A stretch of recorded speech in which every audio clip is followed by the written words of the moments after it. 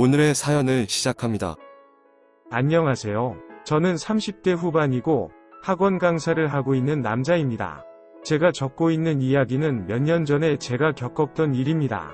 학원 강사는 낮에 쉬고 밤늦게까지 일하는 직업입니다. 그래서 일반적인 회사를 다니는 사람들과 생활 패턴이 다릅니다. 그러다 보니 같은 학원 강사가 아니면 여자를 만나기 힘들고 그때도 여자친구와 헤어지고 혼자 외롭게 보내던 시절이었습니다.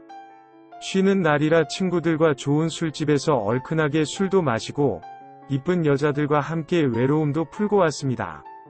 집에 와서 씻고 누웠는데 갑자기 미친 듯이 가운데가 아프기 시작했습니다. 너무 아파서 진통제를 몇 개를 먹었는지 기억이 안 날 정도로 먹고서 밤새 아프다가 겨우 잠이 들었습니다. 다음날 아침에 일어나니 역시나 엄청나게 아프고 팅팅 부어 있었습니다.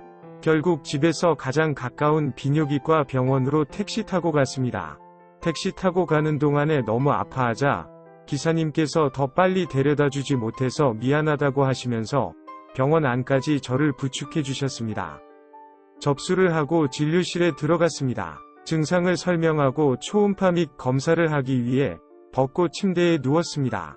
검사를 받고 있는데 갑자기 여자 간호사가 들어와 의사 선생님 옆에서 같이 제 상태를 유심히 들여다보면서 이야기를 하는 것이었습니다. 그렇게 너무나 아픈 상황이었지만 얼굴이 빨개질 정도로 창피했습니다. 고개를 벽 쪽으로 돌리고 검사를 받고 있는데 갑자기 그 여자 간호사가 저에게 혹시 어디 학원 무슨 선생님 아니냐고 묻는 것이었습니다. 제가 고개를 돌린 상태에서 맞다고 대답을 하였더니 자기를 모르겠냐면서 아는 척을 하는 것이었습니다. 간호사가 처음 들어올 때 비뇨기과에 젊고 이쁜 여자 간호사가 있어서 신기하다고 생각했을 뿐 제가 아는 사람일 거라고는 상상도 못했습니다. 너무 부끄러워서 아무 말도 못하고 있었더니 몇 년 전에 학원에서 제 수업을 듣던 여학생이라면서 이름을 말해주었습니다. 이름을 듣자마자 기억이 났습니다. 좋아한다며 선물과 편지도 주고 떡볶이 사달라면서 조르던 그 여학생이었습니다. 진료가 끝나고 계산을 하고 처방전을 받아서 나오는데 따라 나오면서 같이 약국에 갔다가 택시까지 태워준다고 하는 것이었습니다. 너무 부끄럽고 수치스러워서 괜찮다고 하였지만 조심해야 된다면서 끝까지 따라왔습니다. 중간중간 무슨 말을 하였지만 너무 당황한 상태라서 그런지 무슨 이야기를 나눴는지 제대로 기억이 나지 않습니다. 그 후로 한 달간 병원에 가서 진료를 받았고 갈 때마다 여학생을 보기가 너무 부끄러웠습니다. 마지막 치료를 받고 나가려는데 곧 퇴근하니 같이 커피라도 한잔하자면서 기다려달라고 하였습니다. 사회적인 질타를 받을 행동을 한 것도 아니고 학원을 다녔던 여학생과 커피 마시는 것뿐이라고 혼자서 한참을 다짐했지만 카페에 가서도 얼굴을 쳐다보기가 부끄러웠습니다. 이런 제 마음을 알았는지 괜찮다면서 흔한 병이라며 저를 달래주었습니다. 이런저런 대화를 나누다 보니 그 여학생이 공부를 잘했던 것으로 기억이 났습니다. 아직 왜 대학을 다닐 나이인데 왜 병원에서 일하고 있냐고 물었더니 갑자기 집안 사정이 안 좋아지면서 일찍 사회생활을 하게 되었다고 하였습니다. 그러면서 연락처도 주고받았고 저희 집 근처에서 자취하는 것도 알게 되었습니다. 그날 이후 자주 연락을 주고받았고 가끔 만나서 밥도 먹고 술도 마셨습니다. 점점 더 가까워지는 것이 학생과 선생 사이가 아니라 남녀 사이가 되어가는 것 같아서 어느 정도 선을 지켰으면 좋겠다고 말을 하였습니다.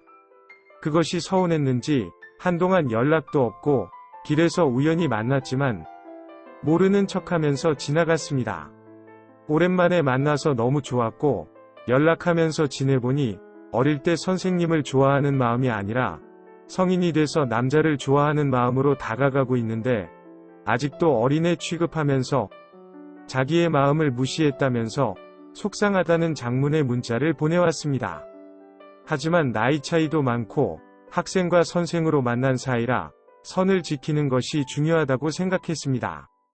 이런 제 마음을 잘 정리해서 미안하다는 문자는 보냈지만 대화가 안 통한다면서 전화도 한창 화를 내더니 전화를 끊었습니다.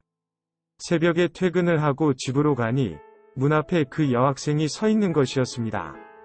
추운 겨울이었는데 얼마나 오래 서 있었는지 입술도 파랗고 몸도 부들부들 떨고 있었습니다. 바로 데리고 들어가서 따뜻한 커피를 주었습니다. 부들부들 떨면서 여자의 마음을 그렇게 무시하는 것이 아니라면서 하소연을 하는데 얼마나 웃기던지 저도 모르게 웃어버렸습니다. 자기가 이렇게 진심으로 이야기를 하는데 웃음이 나오나면서 따지는 모습도 너무 웃겼습니다. 그리고 가서 아무 말 없이 꼭 안아주었습니다. 그리고 잘 만나보자고 하였습니다. 새벽인데다가 겨울이나 길도 미끄럽고 해서 자고 가라고 하였습니다. 침대를 내어주고 거실 소파에 자려고 하는데 같이 자자며 저를 부르는 것이었습니다. 우리가 만나기로 했지만 첫날인데 벌써부터 같이 자는 것은 너무 이른 것 같다고 하였더니 이미 저의 모든 것을 다 보았는데 뭐가 이르냐고 하는 것이었습니다. 그날 저희 뜨거운 시간을 보내게 되었고 그날 저희 첫째 아이가 생겼습니다. 그날 이후로 저는 3개월 후에 12살이나 어린 여자의 남편이 되었고 6개월이 더 지나서는 아빠가 되었습니다. 제가 좋다면서 울면서 투정을 부리던 여자는 이제 없고 12살이나 어린 여자랑 살아서 좋겠다면서 자기한테 잘하라고 합니다. 이렇게 말은 하면서도 아직도 세상에 있는 남자들 중에 제가 가장 멋있다면서 칭찬해 줍니다. 그래서 그런지 첫째 낳은 지 얼마 되지도 않아서 곧바로 둘째를 임신하였습니다. 둘째 임신 소식을 알렸을 때 저희 어머니께서 첫째 낳고 키우느라 힘들 텐데 며느리 잠도 못 자게 괴롭혔다면서 저한테 한동안 나무라셨습니다. 사실은 제가 아내를 괴롭힌 것이 아니라 12살이나 젊은 아내가 12살이나 더 늙은 저를 괴롭힌 것입니다. 둘째를 낳고서도 아내의 기운이 넘쳐서 요즘 셋째가 생길까봐 조마조마합니다. 그래도 아내와 결혼한 이후로 하루하루가 너무너무 행복합니다. 우연히 다시 만난 것이 아니라 꼭 만날 인연이라 생각하면서 끝까지 행복하게 잘 살겠습니다. 감사합니다. 오늘의 사연은 여기까지입니다. 구독과 좋아요, 알림 설정 부탁드립니다. 긴 글을 읽어주셔서 감사합니다.